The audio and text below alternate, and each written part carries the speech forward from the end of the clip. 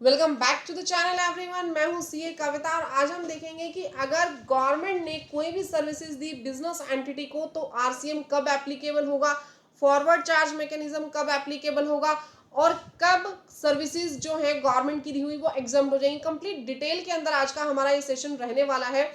देखिए, अगर कोई भी सेंट्रल गवर्नमेंट, स्टेट गवर्नमेंट या फिर यूनियन टेरिटरी, लोकल अथॉरिटी किसी भी बिजनेस एंटिटी को सर्विसेज देती है, ऐसी बिजनेस एंटिटी जो कि टैक्सेबल टेरिटरी के अंदर एग्जिस्ट कर रही है, ध्यान से मेरी बात सुनिए।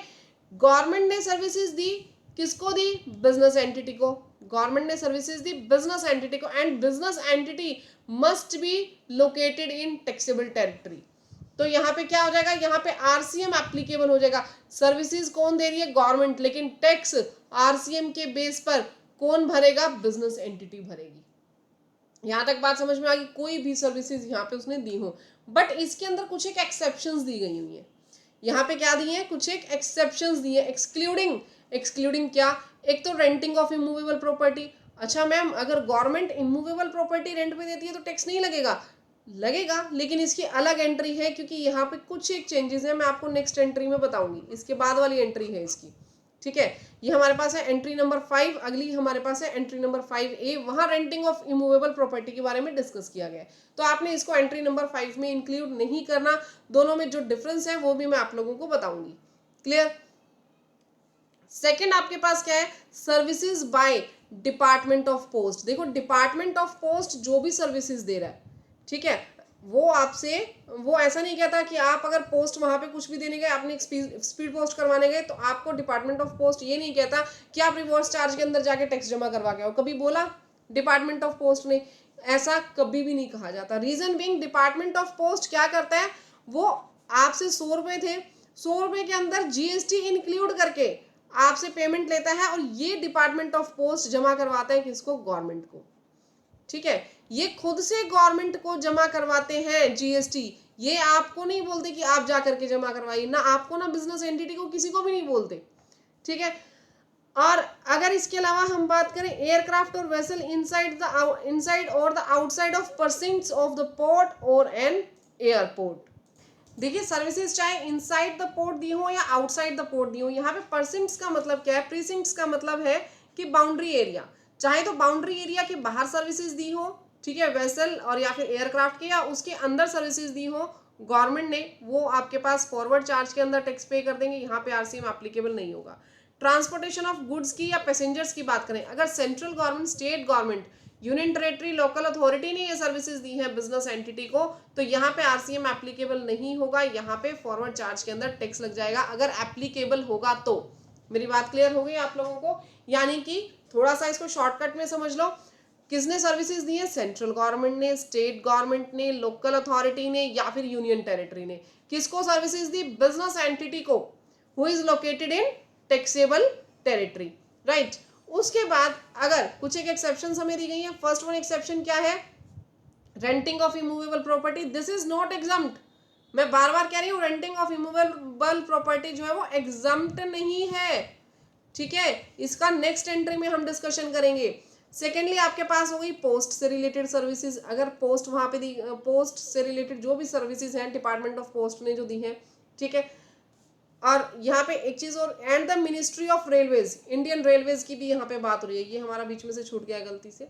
इसके बाद साथ में अगर वेसल या फिर एयरक्राफ्ट के थ्रू कोई सर्विसेज दी जा रही है, वो यहाँ पे आ जाएंगे। Transportation of goods, transportation of goods और पैसेंजर से रिलेटेड कोई सर्विसेज दी जा रही है, तो इनके केस में आरसीएम एप्लीकेबल नहीं होगा, भले ही ये सर्विसेज गवर्नमेंट ने क्यों ना दी हो।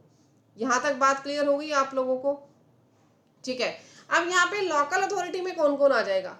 लोकल अथॉरिटी में कौन कौन सा पर्सन इंक्लूड किया जाएगा? देखिए, लोकल अथॉरिटी में पंचायत है, panchayat will be treated as local authority. Municipality, municipality committee, Zila Parishad जो है, डिस्ट्रिक्ट बोर्ड जो है, इनको इंक्लूड किया जाएगा। कंटोनमेंट बोर्ड जो है वो इसके अंदर इंक्लूड हो जाएगा। रीजनल काउंसिल, डेवलपमेंट बोर्ड, ये सब इसके अंदर इंक्लूड हो जाएंगे। ये तो जस्ट नॉर्मल सी चीजें, आप पढ़ लोगे तो भी समझ में आ जाएगा, बट आगे की आगे जो मैं बताने जा रही हूँ that is most most most important, वो ध्यान से समझ लेना, ठीक है।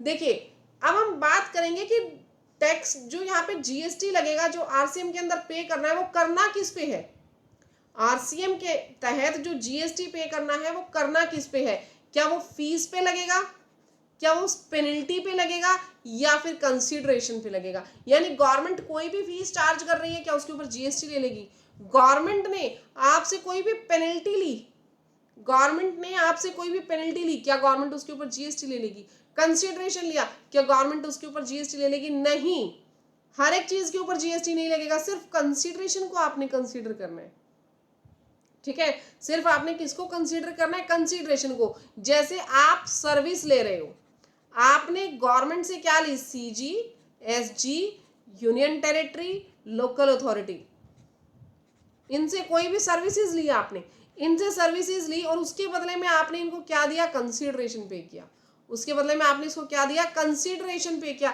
इस कंसीडरेशन के बदले में इस कंसीडरेशन के साथ में आपने क्या करना है, जीएसटी डिपार्टमेंट को पे कर देना है, ठीक है, इस कंसीडरेशन के ऊपर जीएसटी लगेगा।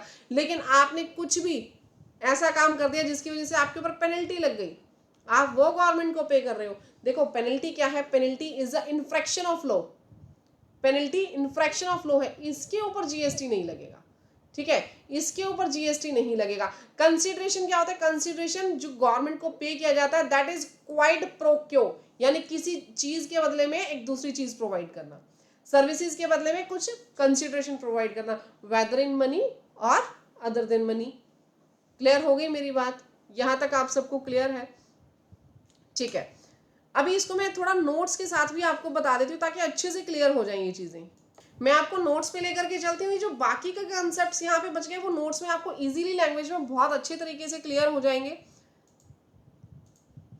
देखिए लीगल प्रोविजन हम लोगों ने पढ़ लिया, कब एप्लीकेबल होगा, जब central government, state government, local authority और यूनियन टेरिटरी जो है वो बिजनेस एंटिटी को दे रहे हैं, टैक्सेबल टेरिटरी के अंदर जो है टैक्सेबिलिटी हो जाएगी रिवर्स चार्ज मैकेनिज्म के हिसाब से। और यहाँ पे कौन कौन सी चीजें एक्सक्लूड की थी हमने, साथ साथ पढ़ लो, रिवीजन हो जाएगी। रेंटिंग ऑफ इमूवेबल प्रॉपर्टी को हमने एक्सक्लूड किया था क्योंकि इसकी एंट्री अलग से है, ये इस एंट्री में इंक्लूड नहीं है, मैंने स्पेसिफिकली इसीलिए लिखा है एंट्री में इंक्लूड नहीं है क्योंकि इसके लिए अलग एंट्री है, ये एग्जम्प्ट नहीं है। Department of post, aircraft, vessel, port और airport, whether inside the boundary और आउटसाइड द बाउंड्री, ट्रांसपोर्टेशन हो रही है गुड्स की, पैसेंजर की, इसको एक्सक्लूड किया गया है एंट्री नंबर 5 से। यहाँ पे इनके ऊपर फॉरवर्ड चार्ज मैकेनिज्म लगेगा, एग्जम्प्ट नहीं है ये लोग, ये चीजें। बिजनेस एंटिटी, बिजनेस एंटिटी भैया जो भी प्रोफेशन या बिजनेस के अंदर इन्वॉल्व है, जो अपना बिजनेस चला रहा है या प्रोफेशन चला रहा है, वो बिजनेस एंटिटी है। Type of payments covered here, देखो जो हमारे पास नेक्स्ट मैंने बोला कि मैं नोट्स के अंदर कवर करवाऊंगी, सबसे पहले तो जो भी लाइसेंसिंग है, अगर कोई भी गवर्नमेंट ने लाइसेंस आपको प्रोवाइड किया, परमिट आपको प्रोवाइड किया, परमिशन दी, माइनिंग राइट्स जो आपको दी, देखो इसको लेकर के बहुत सारे केसेस हुए थे, किसको लेकर के, माइनिंग राइट्स को लेकर के। माइनिंग राइट्स अगर गवर्नमेंट प्रोवाइड कर दिया, टेस्टिंग और सर्टिफिकेशन गवर्नमेंट प्रोवाइड कर दिया, इंस्पेक्शन अगर गवर्नमेंट प्रोवाइड कर रही है, that will be covered under the act, that will be covered under entry number 5, ठीक है, क्योंकि इसके ऊपर आरसीएम लग जाएगा। नेक्स्ट हम बात करें, पेमेंट दी जा रही है, कोई भी गवर्नमेंट को फीस दी जा रही है, पेनल्टी दी जा रही है, कंसीडरेशन दिया जा रहा है, ठीक है, इसके अलावा कुछ भी दिया जा रहा है, हमें चेक करना है कि जीएसटी एप्लीकेबल है या नहीं है। तो हमें क्या चीज ध्यान रखना है, आपको कंसीडरेशन टेस्ट करना है। देखो यहाँ पे मैं ये नहीं कह रही फीस पेनल्टी कंसीडरेशन पे टैक्स लगेगा, मैं आपको समझा रही हूँ कि आप कौन कौन सी पेमेंट गवर्नमेंट को दे सकते हो। आप इन तरीके की पेमेंट्स देते हो, आप फीस देते हो, आप पेनल्टी देते हो, आप कंसीडरेशन देते हो गवर्नमेंट को। गवर्नमेंट को अगर कंसीडरेशन दिया, पेनल्टी दी, फीस दी, तो आप कैसे चेक करोगे कि जीएसटी एप्लीकेबल है या नहीं है, यू हैव टू चेक ना, आपको चेक करना पड़ेगा कि उसके ऊपर जीएसटी भी एप्लीकेबल है या नहीं है। चेक कैसे करोगे, आपको एक टेस्ट करना है कंसीडरेशन का, कि क्या उसमें कंसीडरेशन इन्वॉल्व है, क्या जो हमने उसके बदले में कोई सर्विसेज, कोई गुड्स प्रोवाइड किए हैं गवर्नमेंट को, अगर वहां पे कुछ ना कुछ कंसीडरेशन है, उस पैसे के बदले में कुछ ना कुछ गवर्नमेंट ने हमें प्रोवाइड किया है, जैसे कि लाइसेंसिंग की मैं बात करूं, लाइसेंस प्रोवाइड किया, सर्टिफिकेशन प्रोवाइड किया, कुछ भी मिनरल से रिलेटेड राइट्स प्रोवाइड किए, तो वो क्या है, वो आपके लिए कंसीडरेशन है। गवर्नमेंट ने आपको कंसीडरेशन दिया, आप उसके बदले में पैसे दे रहे हो, ठीक है, आप उसके बदले में कुछ ना कुछ पे कर रहे हो गवर्नमेंट को। बट इन केस अगर पेनल्टी और स्टैट्यूटरी ड्यूज है विदाउट एनी प्रोक्यो, यानी विदाउट एनी कंसीडरेशन, तो ये जो है ये टैक्सेबल नहीं होंगे। क्लियर। नेक्स्ट अगर मैं बात करूं क्वाइड प्रोक्यो, मैंने ऑलरेडी बता दिया कि इन एक्सचेंज ऑफ समथिंग, आपने क्या किया, ये देखो ये a direct give and take relationship, किसी चीज के बदले में किसी दूसरी चीज को लेना is a quid pro quo principle. आप किसी को कुछ दे रहे हो, उसके बदले में कुछ ले रहे हो, that is quid pro quo principle. ठीक है, अब आपने गवर्नमेंट से कुछ लिया, गवर्नमेंट से आपने कुछ रिसीव किया, इसके बदले में गवर्नमेंट को कुछ दे दिया, तो क्वाइट प्रोक्योर हो गया, कुछ लिया और कुछ दिया, आपस में बात बराबर हो गई। ठीक है, अगर मनी पे किया सिर्फ फाइन के लिए, पेनल्टी के लिए जीएसटी एप्लीकेबल नहीं होगा, फाइन पेनल्टीज के ऊपर कोई जीएसटी नहीं लगता है। ठीक है, पहले क्या था, पहले लोकल फंड, म्यूनिसिपल फंड यहाँ पे इंक्लूड नहीं किया गया था, लेकिन फाइनेंस बिल 2025 के बाद लोकल अथॉरिटी भी इंक्लूड कर दी गई है। पहले क्या था, सीजी था, एसजी था, यूनियन टेरिटरी था, लेकिन अब यहाँ पे लोकल अथॉरिटी वर्ड भी ऐड है, ये मैंने ऑलरेडी आप लोगों को बता दिया। ठीक है, नेक्स्ट एग्जाम्पल हम कुछ एक इसके अंदर डिस्कस कर लेते हैं ताकि और बेटर क्लैरिटी आप लोगों को आ जाए इसके ऊपर। देखिए एग्जाम्पल नंबर 1 में हमने लिया है कि कोई भी गवर्नमेंट एंटिटी है, गवर्नमेंट एंटिटी ने क्या किया,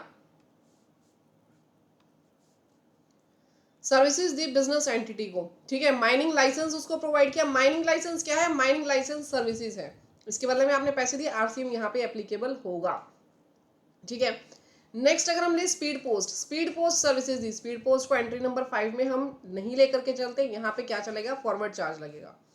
नेक्स्ट, गवर्नमेंट ने कोई भी पेनल्टी इंपोज कर दी 10,000 की, गवर्नमेंट ने पेनल्टी इंपोज की है कितने की, 10,000 की, तो पेनल्टी क्या है, पेनल्टी क्या कोई सर्विस है, नहीं, कंसिडरेशन है, नहीं, तो जीएसटी एप्लीकेबल नहीं होगा। ना ही यहाँ पे गवर्नमेंट ने आपको, देखो गवर्नमेंट, दो कंडीशन पूरी होनी चाहिए, गवर्नमेंट ने सर्विस दी हो प्लस आपने इसके बदले में कुछ ना कुछ मनी पे की हो, कंसीडरेशन दिया हो।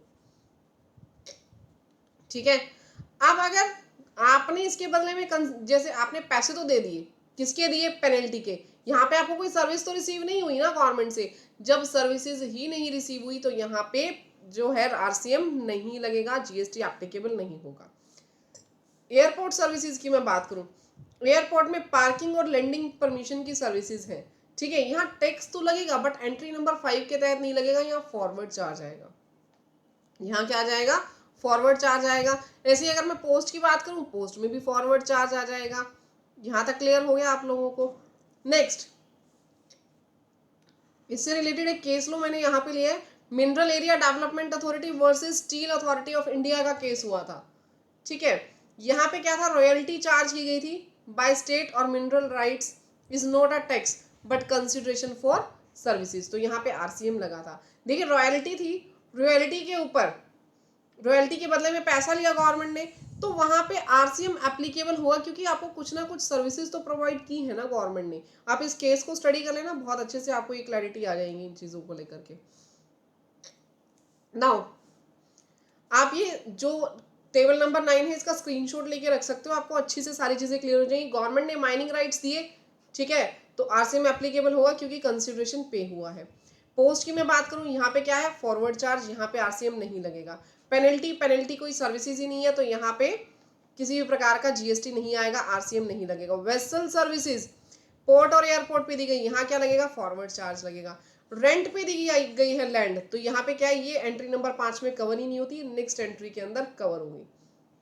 क्लियर एवरीवन, तो ये हमारे पास आज का जो टॉपिक था एंट्री नंबर 5 का, ये कवर हो गया। कल मैं आपको एंट्री नंबर 5A करवाऊंगी नेक्स्ट टॉपिक के अंदर। तो मिलते हैं गाइज नेक्स्ट वीडियो में। अगर आपको मेरी ये वीडियोस, मेरी ये कंप्लीट सीरीज रिवर्स चार्ज की अच्छी लग रही हो तो वीडियो को लाइक, चैनल को सब्सक्राइब करना बिल्कुल मत भूलिएगा। और हाँ, प्रोफेशनल्स के लिए तो ये वीडियोस इंपॉर्टेंट है ही है, साथ के साथ अगर सीए के स्टूडेंट्स भी इसको फॉलो करते हैं तो उनके भी काफ़ी चीज़ें इसके अंदर कवर अप हो जाएंगी, वो भी इस वीडियोस को फॉलो कर सकते हैं अपने चैप्टर की कवरिंग के लिए। मैं प्रैक्टिकल वीडियोस भी साथ के साथ प्रोवाइड कर रही हूँ प्रोफेशनल्स के लिए। एक बार ये आरसीएम से रिलेटेड कंप्लीट थ्योरेटिकल कंसेप्ट हो जाएगा तो मैं आपको जीएसटी रिटर्न्स भी फाइल करनी बताऊंगी कि रिवर्स चार्ज की जीएसटी रिटर्न्स किस तरीके से फाइल की जाती हैं। तो बने रहिएगा मेरे चैनल के साथ, चैनल को सब्सक्राइब कर लेना, नोटिफिकेशन के बटन पे क्लिक कर लेना ताकि इस तरीके की इंपॉर्टेंट वीडियोस आप लोगों को मिलती रहें। अगर आपने जीएसटी का कोर्स करना है तो कंप्लीट जीएसटी कोर्स की मैंने फ्री वीडियो, जो पेड कोर्सेज है ना उनकी फ्री वीडियो मैंने आपको मेरे यूट्यूब चैनल पे दी है। कोई भी उसमें ऐसा नहीं है कि आपको फीस पे करनी है, फ्री आपको प्रोवाइड की गई है यूट्यूब पे, आप लोग जाकर के कंप्लीट प्लेलिस्ट वहां पे देख सकते हैं। मिलते हैं गाइज नेक्स्ट वीडियो में, तब तक के लिए thank you, bye bye, take care everyone.